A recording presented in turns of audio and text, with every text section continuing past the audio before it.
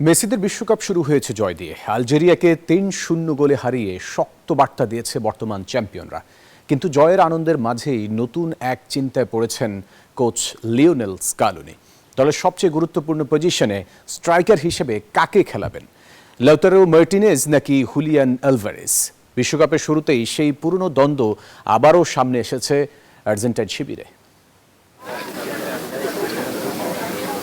ভয়ঙ্কর এক আক্রমণ ভাগ, সামনে দুই তারকা স্ট্রাইকার, কিন্তু মাঠে একসঙ্গে জায়গা হয় একজনেরই। আর তাই বিশ্বকাপের শুরুতেই নতুন করে মাথা ব্যথা আর্জেন্টাইন কোচ লিওনেল স্কালোনির। আলজেরিয়ার বিপক্ষে ৩-০ গোলে জয়ে বিশ্বকাপ অভিযান শুরু হয় বর্তমান চ্যাম্পিয়নদের। ম্যাচে প্রথম একাদশে সুযোগ পান লাউতারো মার্টিনেজ। আক্রমণে নেতৃত্ব দেন ইন্টার মিলানের এই তারকা ফরওয়ার্ড। তবে ৫৫ মিনিটে তাকে তুলে মাঠে নামানো হয় হুলিয়ান আলভারেজকে।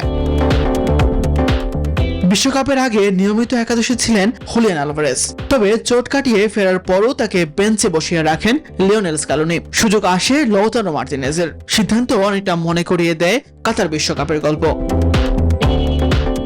২০২২ বিশ্বকাপেও প্রথম পছন্দে ছিলেন লাউতারো মার্টিনেজ, কিন্তু টুর্নামেন্ট গড়ানোর সঙ্গে সঙ্গে জায়গা দখল করে নেন হুলিয়ান আলভারেজ। এরপর আর পেছনে ফিরে তাকাতে হয়নি এই তারকা স্ট্রাইকারের। আর্জেন্টিনার বিশ্বকাপ জয়ে বড় ভূমিকা রাখেন বর্তমান আতলেটিকো মাদ্রিদের এই তারকা ফরওয়ার্ড। শেষ পর্যন্ত স্কালোনি কার উপর ভরসা রাখবেন, লাউতারো নাকি আলভারেজ? সে উত্তরই হয়তো নির্ধারণ করে দিতে পারে আর্জেন্টিনার বিশ্বকাপ যাত্রার পরবর্তী অধ্যায়।